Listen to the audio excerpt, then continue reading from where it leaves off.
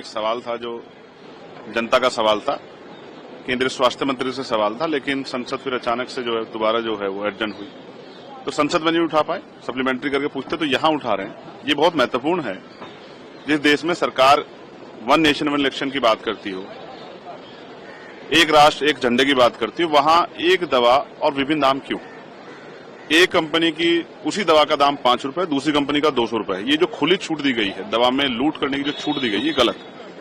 गरीब आदमी जो बीमार होने पे दवाइयों के भरोसे है, मैं ये अपनी मांग नहीं उठा रहा हूं, मेरी जेब में तो ये सेंट्रल हेल्थ स्कीम का कार्ड, मुझे तो दवाइयां फ्री मिल जाएंगी, लेकिन आम जनता को क्या है, बड़ी जेब कटाई हो रही है। वही एक दवाई जो है कहीं उसी का दाम 5 रुपए है, दूसरी कंपनी का 30 रुपए है, तीसरी कंपनी का 100 रुपए, चौथी कंपनी का 200 रुपए। ऐसी जो है छूट, इससे जनता की जेब कट रही। तो मेरी ये मांग है कि एक दवाई का एक ही दाम होना चाहिए।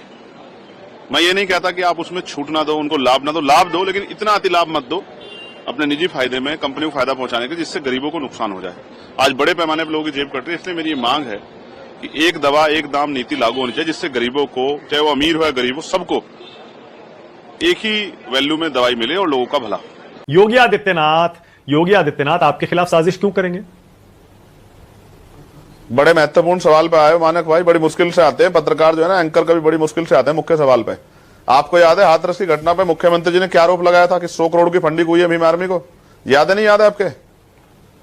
भूले तो नहीं हो? भूले हो तो मैं याद दिला दूं मैंने क्या कहा था। मैं स्पष्टवादी आदमी हूं, हर बार इस तरह के कीचड़, इस तरह के आरोप लगते हैं।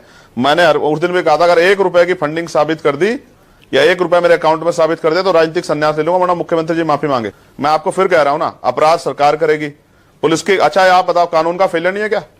इंटेलिजेंस का फेलियर नहीं है क्या? इतने लोग इकट्ठा हो रहे थे, पुलिस को नहीं पता था क्या कर रही थी पुलिस वहां? जितनी पुलिस मुझे रोकने के लगाई थी, इतनी पुलिस गांव में लगाई तो कुछ पत्ता भी नहीं था। आप समझो ना, इसलिए साजिश की जा रही है कि जो प्रबुद्ध सम्मेलन हो रहे हैं ना, उस सम्मेलन से आजाद समाज पार्टी का कद बढ़